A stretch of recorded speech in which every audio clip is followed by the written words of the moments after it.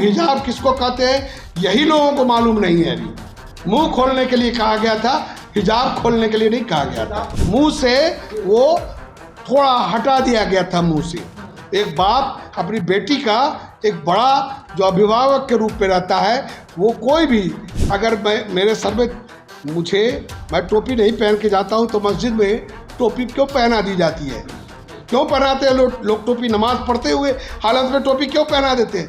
टोपी तो फर्ज है नहीं कि बगैर टोपी के नमाज नहीं होगी। मुख्यमंत्री नीतीश कुमार के द्वारा महिला डॉक्टर का हिजाब हटाने को लेकर के अब मामला तूल पकड़ते जा रहे हैं। एक तरफ जहां सत्ता पक्ष के द्वारा सफाई दिया जा रहा है, वहीं विपक्ष इसको एक बड़ा मुद्दा बनाने में जुटा हुआ है। वहीं आज जेडीयू के राष्ट्रीय महासचिव कमरे आलम ने प्रेस वार्ता करके साफ साफ कह दिया कि नीतीश कुमार ने कोई गलती नहीं किया।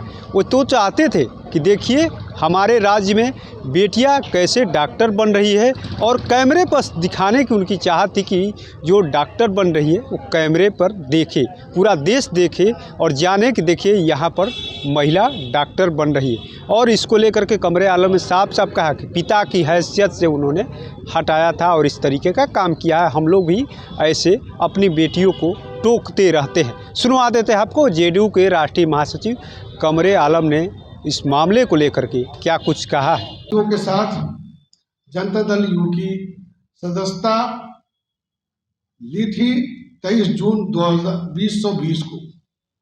उसके बाद उससे पहले भी मैं संगठन के लिए काम करता था। मैं लो प्रोफाइल रहता हूं पॉलिटिक्स में। मेरा काम संगठन का बहुत बड़ा काम है, मैं हमेशा से करता रहा हूं संगठन का काम। और इसी मंशा को लेकर और नीतीश कुमार जी का जो 2005 में इन्होंने सरकार बनाई, और सरकार बनाकर जो बिहार में जो उस वक्त की हालात थे, जब इंसान एक जगह से दूसरे जगह जाना तक नामुमकिन था, मुश्किल था, रात का सफ़र मुमकिन नहीं था। और आपको मैं एक वाक़या भी बताऊंगा। जो आज के जो हालात हैं, एक छोटा सा इंसिडेंट हुआ है, और इंसिडेंट मैं नहीं कहता, मैं तो ये कहना चाहता हूँ कि आदरणीय नीतीश कुमार जी ने, मैं खुद अपने बच्ची से कहता हूँ कि बाहर निकल रही हो, मेरी बेटी भी डॉक्टर MBBS कर रही है, वो भी बाहर निकलती हैं, तो हिजाब से मुंह खोल लो बेटा। ये हम लोग का दस्तूर है कहने का। मुंह खोले रहेंगी तो बहुत सारा गिरने से बचाएंगी, बहुत सारी चीज़ें होती है। तो आदरणीय नीतीश कुमार जी, जो मैंने देखा है और मेरे दिल में ये था कि मैं लोगों तक ये बात पहुंचाऊं कि किस तरह से लोग सियासी रोटी सेकने के लिए ऐसे छोटभैये नेता भी सामने आ जाते हैं बोलने के लिए, जिनके दिल में कितना दर्द है मुसलमानों का। सिर्फ उन लोगों ने 60-65 सालों में दिखाया है, किया नहीं है। और जिस इंसान ने कुछ दिखाया नहीं, सिर्फ तमाम धर्म और मजहब और तमाम कास्ट से ऊपर उठकर जिस इंसान ने काम किया, उसी इंसान के बारे में तुम लांछना और छोटी छोटी बातें करते हो। बहुत अफसोसनाक बात है। मैं उन तमाम लोगों से बताना चाहता हूँ, जब लड़कियां, हमारे घर की बच्चियां नौकरी करने जाती हैं, तो उनका जो तरीका है पढ़ने लिखने का, तो करेंगी ही ना। अगर कोई बाप अपने बेटी से कहता है कि लोगों में ये मैसेज जाए कि मुसलमान बच्चियां जो हिजाब लगाती हैं वो भी डॉक्टर बन सकती हैं, इसके लिए मुंह खोल करके आप बता सको कि मैं डॉक्टर बनी हूं, आदरणीय नीतीश कुमार जी ने हमें नौकरी दी है, BOMS करने के बाद भी एक मेडिकल अफसर की नौकरी दी है, ये सिर्फ नीतीश कुमार जी ही कर सकते हैं। ये मंशा आदरणीय नीतीश कुमार जी की रहती है।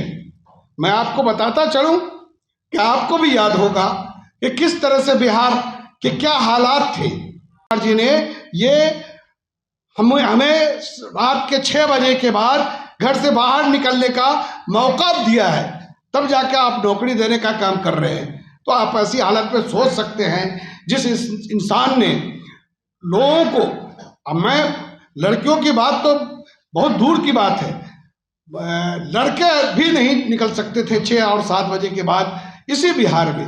उस बिहार को खौफ से निकाल करके एक ऐसे वातावरण में लाके खड़ा किया।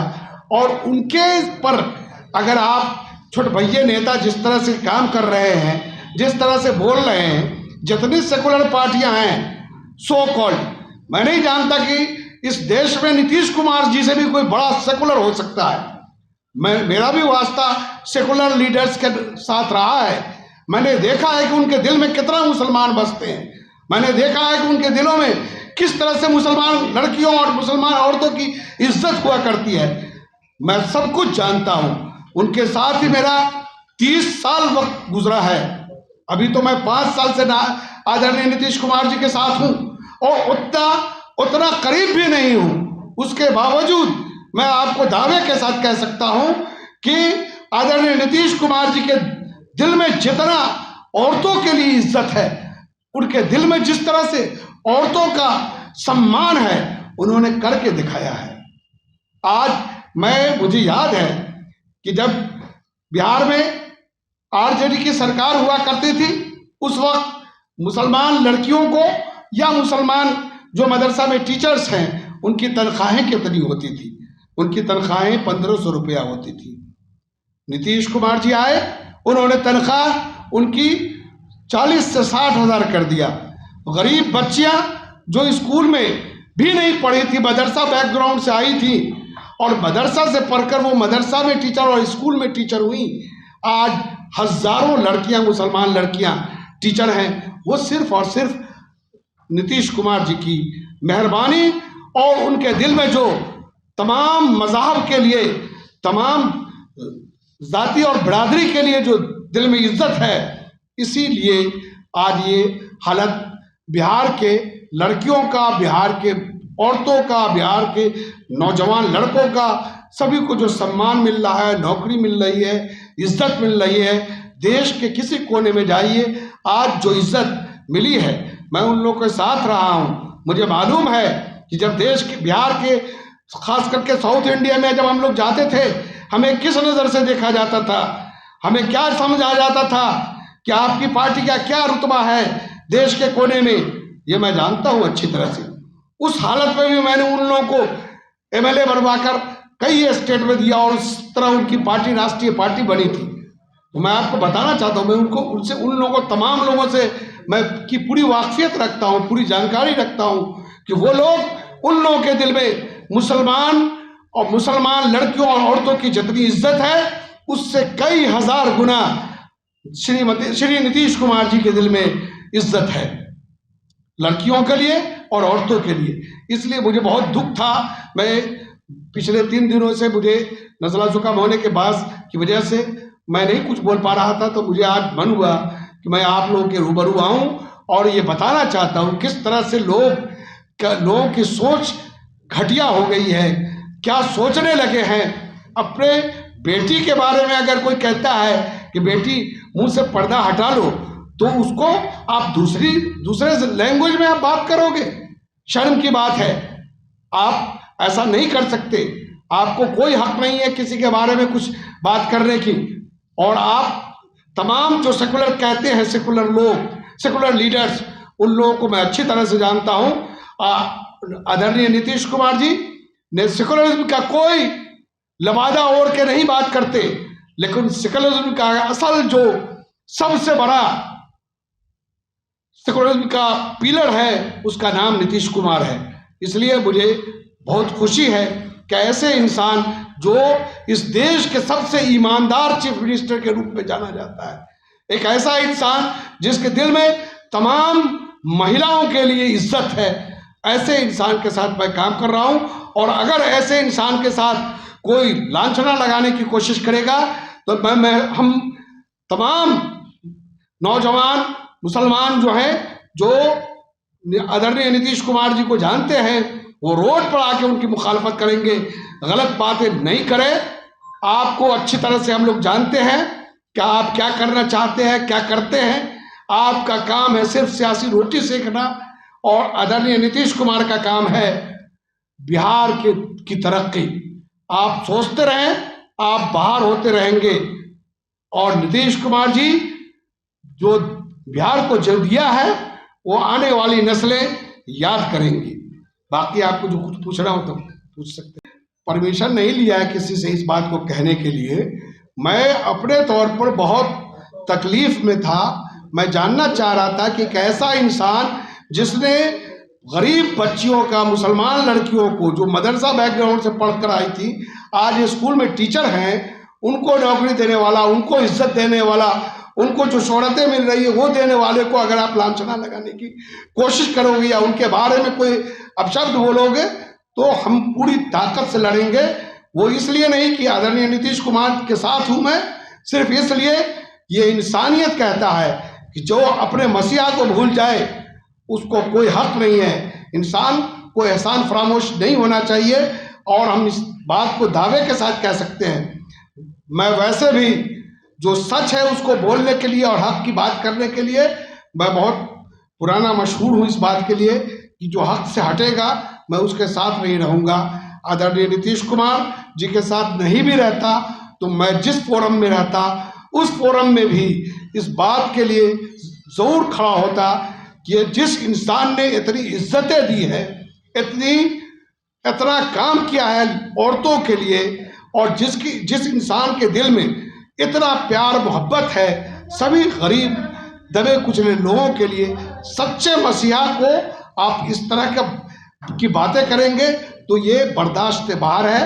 एक मुसलमान होने के नाते मेरा ये फ़र्ज़ था, और सच्चा मुसलमान होने के नाते मैं बहुत फ़ख्र से कहता हूँ कि सच्चा मुसलमान होने के नाते और एकदम प्योर हिंदुस्तानी होने के नाते मेरा ये फ़र्ज़ बनता है कि मैं आके इस बात के लिए लड़ाई लड़ूं कि कौन गलत कर रहा है, किसी को बदनाम करने की कोशिश कर रहा है।